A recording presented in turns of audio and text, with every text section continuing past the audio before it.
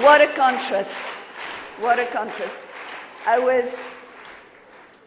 As I was looking at you from my seat, I was thinking in all those years that we have been getting together for the 8th of March to celebrate Women's Day, and our hearts were broken.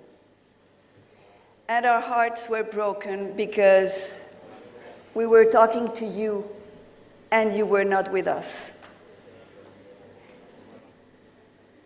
You know, after all these years of struggle and of suffering, in my heart of woman, I have learned that I can forgive the bad that has been done to me. I can sometimes forget it, but I cannot forget the wrong that is done to the people I love. So that is why, when I landed here in Tirana, I came with my heart filled with gratitude and respect. You see, when I see today Miriam's face, blooming, happy, victorious, I know the contrast with that Miriam during 7 years that was in pain, in anxiety, in fear of what could happen to each one of you. I was always asking her about her children. And she would always tell me with pain, my daughter is fine, but you see, I don't have only one daughter. I have 1,000 daughters and 2,000 sons.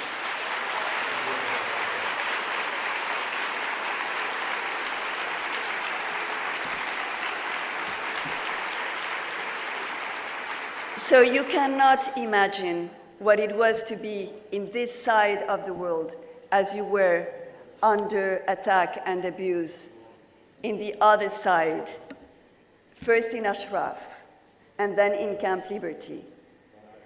When I was talking to you yesterday, it was the first thing I wanted to know, and I asked you.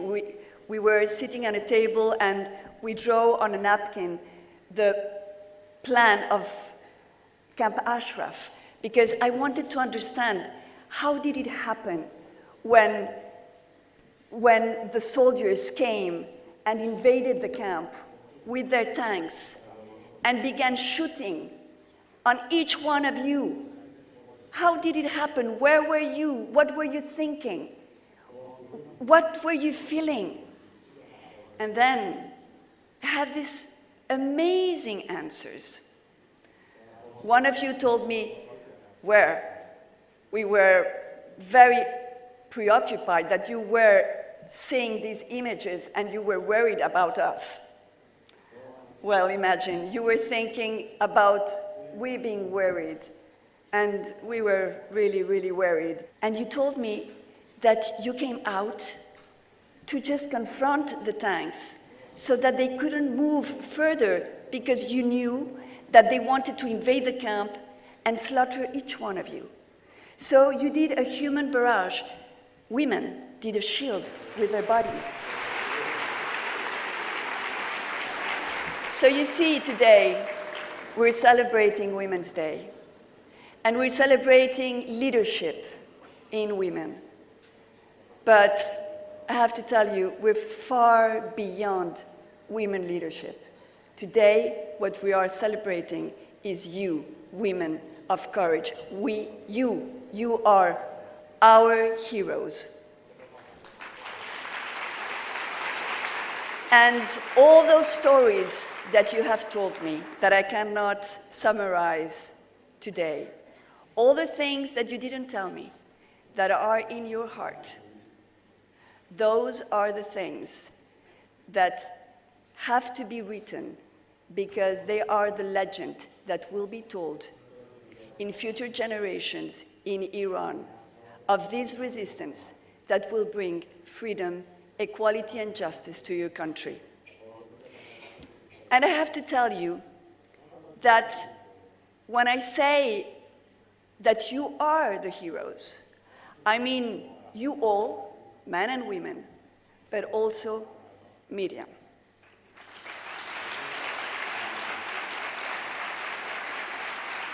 Because I could not witness your suffering and your pain in those dire days when you were under attack, when you were wounded, when you were sometimes saved by miracle. But I can give testimony of Miriam's courage. When I first met her, I have to tell you that as I had been invited to a conference with all of you, and for you, you at the time were still in Ashraf, my computer went viral. I was bombarded by information against the MEK. How do they do that? I don't know.